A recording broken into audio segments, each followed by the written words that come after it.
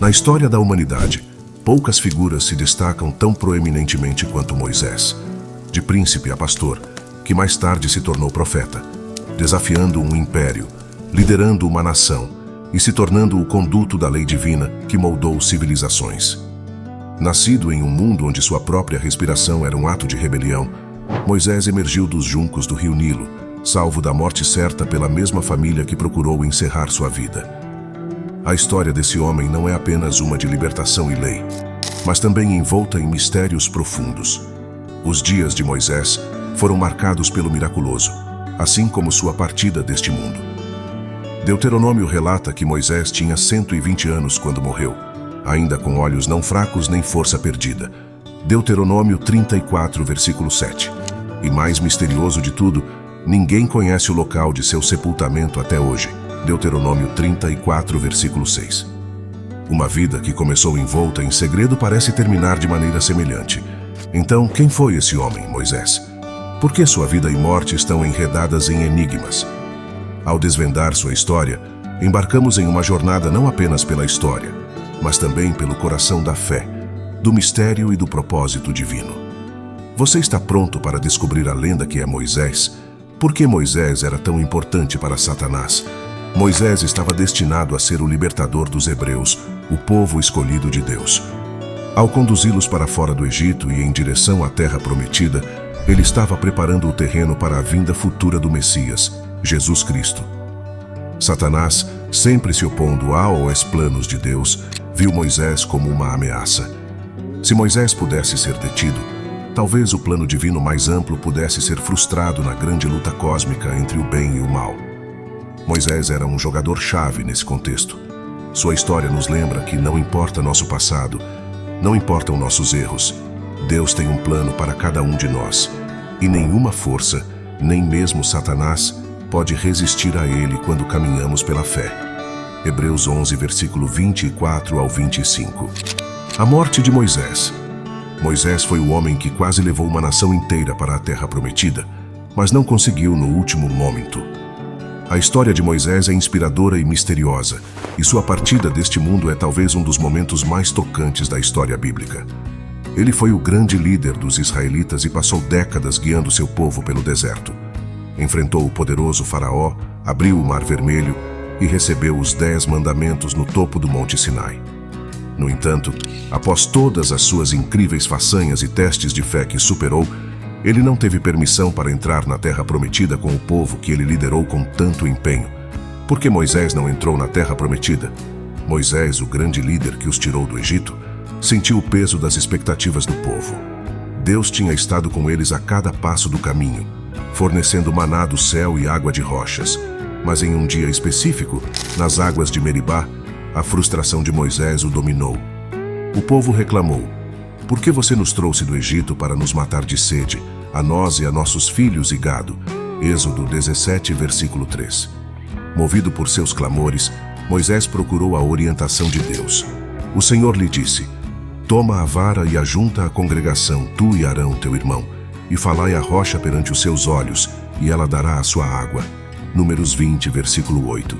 Mas, ao enfrentar a multidão, a raiva nublou seu julgamento. Em vez de falar com a rocha, como Deus havia instruído, ele a golpeou 2 vezes com a vara, e a água jorrou. Enquanto o povo se regozijava com o milagre, a voz de Deus ecoou nos ouvidos de Moisés: "Visto que não crestes em mim, para me santificardes aos olhos dos filhos de Israel, por isso não introduzireis esta congregação na terra que lhes tenho dado." Números 20, versículo 12. Na planície de Moabe, com o vale do Jordão diante de seus olhos, Moisés subiu o Monte Nebo.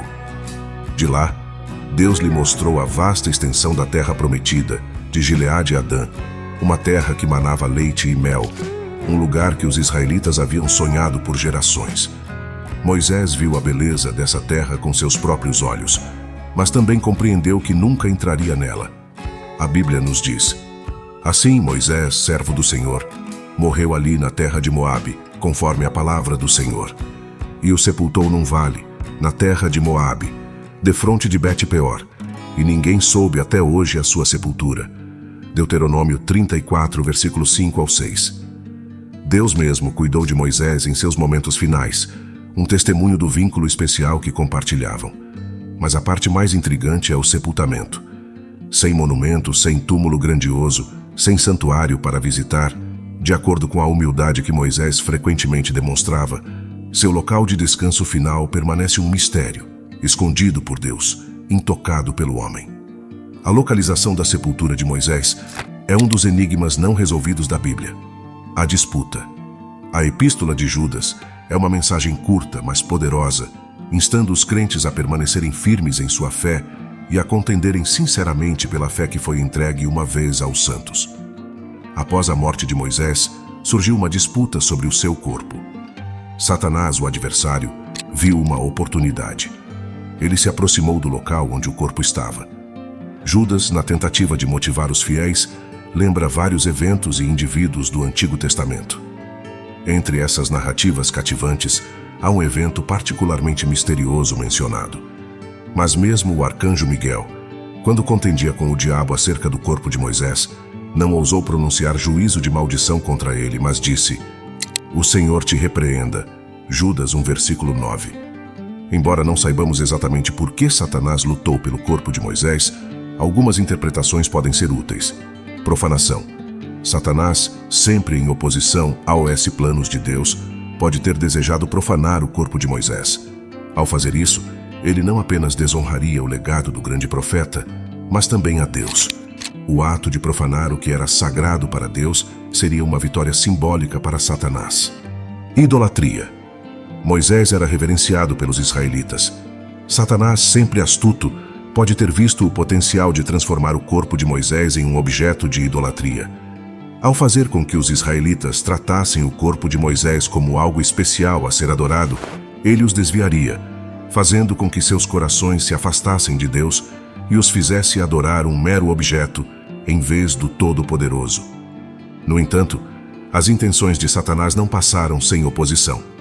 O arcanjo Miguel, um poderoso guerreiro de Deus, o defensor da vontade de Deus e o protetor dos justos, ficou em defesa do corpo de Moisés.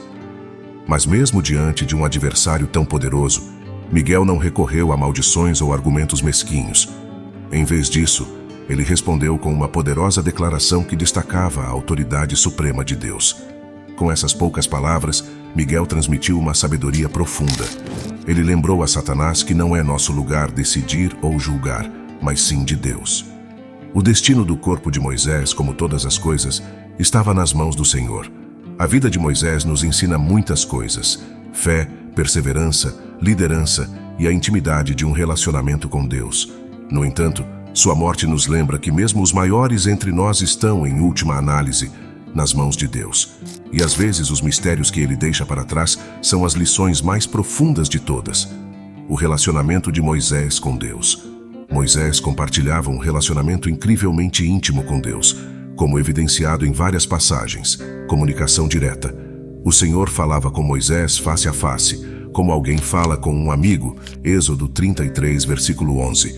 Isso representa um relacionamento direto e pessoal, ao contrário de qualquer outro profeta na época. Intercessor. Moisés frequentemente atuava como intercessor entre Deus e os israelitas. Quando os israelitas pecavam, Moisés intercedia em seu nome e Deus ouvia. Após o incidente do bezerro de ouro, Moisés disse: "Agora perdoa-lhes o pecado, senão risca-me, peço-te do teu livro que escreveste." Êxodo 32, versículo 32. Isso demonstra a dedicação e o relacionamento próximo de Moisés com Deus. Testemunho da ressurreição. A aparição de Moisés ao lado de Elias e Jesus durante a transfiguração, Mateus 17, versículo 1 ao 3, sugere que ele foi ressuscitado ou traduzido para o céu. Satanás pode ter querido impedir isso, para dificultar o testemunho do poder de Deus sobre a morte. Símbolo da lei. Moisés representa a lei, e seu corpo como símbolo teria sido um troféu significativo para Satanás, que poderia tentar reivindicar autoridade ou vitória sobre a lei. Acusador. Satanás, como o acusador, Apocalipse 12, versículo 10, pode ter tentado acusar Moisés com base em seus pecados, como o episódio em que ele feriu a rocha ou matou o egípcio, a fim de reivindicar seu corpo. No entanto, é a graça de Deus que salva, não a nossa própria retidão. Em outras palavras, o relacionamento único de Moisés com Deus destacou sua importância no plano de Deus.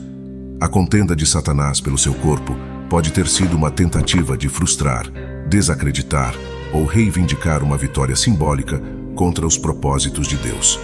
Liderança de Moisés. A liderança de Moisés foi marcada por várias características-chave. Fidelidade. Moisés sempre confiou na orientação de Deus, mesmo quando se sentia inadequado. Por exemplo, ele disse a Deus: "Quem sou eu para ir a Faraó e tirar os filhos de Israel do Egito?" Êxodo 3, versículo 11. Humildade. Apesar de ser escolhido por Deus, Moisés permaneceu humilde. A Bíblia afirma: "Ora, o homem Moisés era muito manso, mais do que todos os homens que havia sobre a terra." Números 12, versículo 3. Obediência. Moisés seguia as instruções de Deus, mesmo quando eram desafiadoras. Ele instituiu os 10 mandamentos e outras leis conforme a orientação de Deus. A forte liderança de Moisés e seu relacionamento próximo com Deus o tornaram uma figura significativa na narrativa bíblica. Satanás, como adversário de Deus e de seu povo, naturalmente buscava oportunidades para desafiar ou minar os planos de Deus. A contenda pelo corpo de Moisés pode ser vista como um desafio direto à influência e ao legado de um líder tão fundamental quanto Moisés. A fé de Moisés. Moisés demonstrou uma fé imensa ao longo de sua vida, desde escolher se identificar com os hebreus em vez da realeza egípcia, até confiar em Deus para abrir o Mar Vermelho e prover para os israelitas no deserto. No entanto, como todo ser humano, Moisés teve seus momentos de dúvida e desobediência, como quando feriu a rocha em vez de falar com ela, como Deus havia comandado, Números 20, versículo 8 ao 12. Conexão entre a fé de Moisés e a contenda de Satanás. Assim como a fé de Moisés demonstrava a realidade do poder e do amor de Deus, a contenda por seu corpo destaca a verdadeira batalha espiritual entre o bem e o mal e o valor dos justos. Moisés foi uma figura-chave no plano de Deus para os israelitas, precursor de Jesus de muitas maneiras. Satanás, sempre se opondo aos planos de Deus, pode ter buscado profanar ou usar o corpo de Moisés para desmoralizar os israelitas ou distorcer o propósito de Deus. Uma prefiguração da ressurreição. Alguns teólogos especulam que a disputa pelo corpo de Moisés poderia prefigurar temas de ressurreição no futuro. Na batalha sobre a morte na transfiguração, Moisés aparece ao lado de Jesus.